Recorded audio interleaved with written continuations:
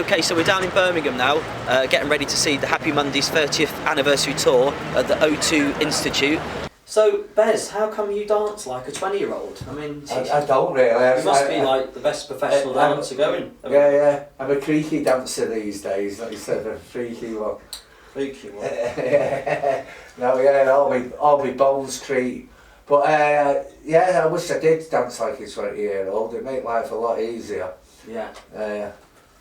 But yeah, I was just running on the usual apple cider vinegar. Apple cider vinegar. Well, you look really good. You look really good. What's your? I don't take your secret? Natural. The moment that they've got good skin. No, I drink whiskey. I've given up smoking. No, I don't even do. But I don't do both. I've got wrinkles. Because I saw you joined in 1990. I mean, yeah. You must have been very young. No, I was 26 or something. Yeah. I was 24. No, I'm nearly 52, but I don't. I've got really? Wow. do anything. There must be the rock and roll lifestyle. It's just going around with these. It makes me look young. Are they the ones aging you? Aren't they? They're aging you, aren't they? That's what it is. No. Them especially lacquered as well. Yeah, brilliant. So I thought you'd like them. I love them, mate. Yeah. So no, I keep them ones. I've got a collection of Ketchmer records. Well, I heard that like people sign them, paint them, you sign them, and chuck them in. Those ones are quite cool. Aren't they? They're brilliant. Who painted them? Well, based up in Stoke-on-Trent, because they go for the city culture, and there's a really good artist called Steve Shaw from Stoke, and I asked him if he could paint some for you.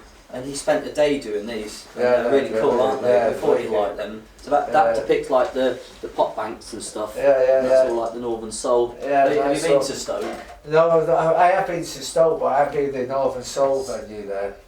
But I really love them. Yeah, we were hoping you'd probably keep those ones. Yeah, no, because they're nice, aren't they? Those. What sort of music were you listening to? Sort of around that time. Before the Mondays, it was always punk. I was into Crass and then Sex Pistols. Bands like that, and that's what got me into the Mondays really, because I thought they're more of like a punk band. Yeah, well, listen to every type of genre of music really, from everything from like Velvet Underground, the Beatles, Rolling Stone, then you got all the Northern Soul scene where we grew up, then you had your mods and your rockers, so it's like one minute you was listening to Led Zeppelin and next minute you're listening to some ska, so yeah, we had a healthy musical upbringing really because of the area what we grew up in. Just like the height of the record industries and youth culture at the time. So it was really lucky with our choice of music. Yeah. So the Hacienda, have you got any interesting memories from back then? I'll never forget this first time I walked in there though. It's fucking sort of empty and freezing. It was like walking in a big fridge through these plastic sheet things.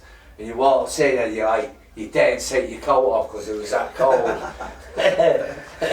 Do you remember it? Yeah, of course. Yeah, so that's me first. I'll never forget that moment when I first walked in the place through these big plastic curtains, what they have in the butcher's shop. Yeah. Them type of things in the fridge. And it's just like walking in a big cold fridge. That was my first ever. When I first went in, this lad had followed me from the Ritz. He got these bug eyes. And two girls I thought were his girlfriends, and he just kept staring at my spider's legs. that was me. It must be quite difficult being such a hit with the guys. Well, it wasn't then. He was attracted by what he thought were my pubes. No, when I first seen Ro on stage, I was mesmerised. I couldn't believe it. This bird on stage singing like. You couldn't believe it, but she had big spider's legs hanging out for knickers. They were white, I didn't. And I was like, fucking hell, I have to have a bit of that, you know what I mean? With denim shorts. Did you? Yeah, well, it's the worst mistake she ever made, pulling me out that night. No. I said to him, I'd tell your girlfriend. He was just mesmerised because he thought the denim phrase were pubes. Yeah, you wear some wicked outfits. Thank you very much. much. I see a lot of people on social I media. still today believe there were pubes, no way with a denim phrase. They were white. They were white, long and made of denim. Well, I've got a couple here. Ooh. And I was just wondering if you could show me how to do some of your moves. I don't really play maraca. I just do one-handed maraca shit. I get told off by proper maraca players. Oh, do you? Yeah, because I'm not really musical. I just get hold of them and give it all that.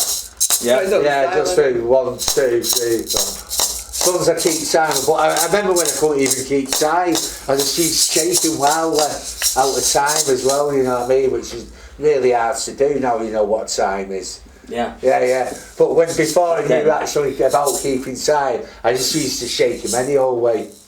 How come the maracas and not tambourine? Was there any sort of reason for that? It was the only thing I could say. Because it wasn't a planned event, you know what I mean? I wasn't planning to go on stage. And it just so happened to be, because we were off our heads on acid at the time. And Sean was saying, listen, I'm going to have to go on stage with him because he's off his nut. And I didn't really want to, so and I ended up feeling obliged to jump on there. So I grabbed a pair of maracas, shook him like fuck, done me like we knew to like sort of cross between Scar dancing and somebody else. I can't remember who it was at the time we used to like. But shook the maracas that hard. I had a blister the size of 50 pence in the middle of my hand by the time I finished. And that was it. That was your. And that was it. That was it. And after that, well, the next day some bird said to Sean, that was nice if you letting that kid up with special needs. But it was just me on acid. How funny is that? And that was it. That was your. Never look back. I still dribble a lot now. It must be good fun. I mean, there must be times when, like, night after night, you're on stage, and you know, after a while, you must get tired, or you know, I've got to get through this, and you must turn and see Bez doing that. It must keep you going. I never see Bez turning and walking off. Sometimes he goes, oh, it's a bit slow this one. I'm like, no, Bez, I'm not a dancer, help me out. So no, it was Tony Wilson, because it was Tony who said that I should join the band, you know what I mean, after that night, after my maraca shaking performance. Yeah. And it's the reason I sing with them as well, so the other side of midnight. Well, I think you added a certain dynamic, of course, with your amazing vocals. I mean, I usually like lads' bands without the girls. I didn't like Human League when they joined, but I'm not going to say that anymore because it does add something, you know. But I like the early stuff a lot, and I wish they'd do it more, to be honest.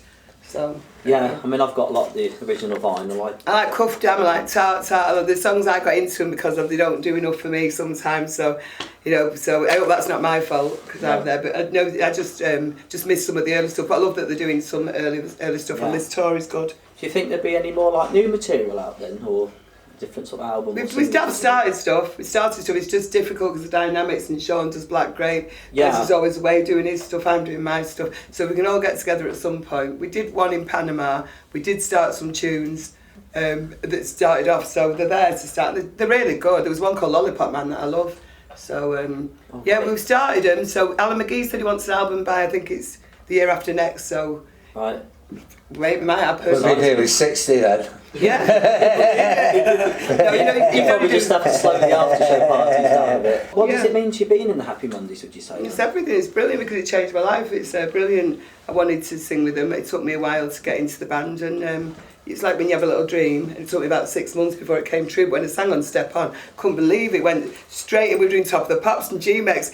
And I loved the band, but I didn't know we were going to be doing Wembley and places within weeks of doing, and I couldn't believe it. So it was just, and we're in smash hits and things like that, and you just can't believe it. That's not what I wanted to be in the band for. I just love the band. So all that was a nice bonus, and Brazil and all that, playing Rock in Rio. And just being treated like one of the big bands, which I thought the Mondays deserved anyway, but you just never think. I thought they were more of a cult band, indie band or whatever, up till then. No, so. I mean, I DJ with vinyl, and I play all the original Mondays ones, and people go mad when they put that on. It's just it was like Kinky Afro, I was seeing it all over the world. They put it on. Lots of films, hasn't it? Lots of different things. Yeah.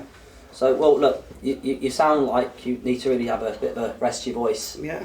And Bez, thanks for your time. I just want to keep you guys much longer. Thank you. Thanks for coming. Thanks, guys. I'm really excited about seeing you guys tonight. And have you got a message, a Christmas message for your fans? Yeah, happy Kimbo. Happy Hanukkah from me, because I'm Jewish. No, happy Christmas. Happy New Year. Yeah. And fuck the bloodline. Hey. Thanks. Yeah. Thanks, guys. Thank you. Thank you.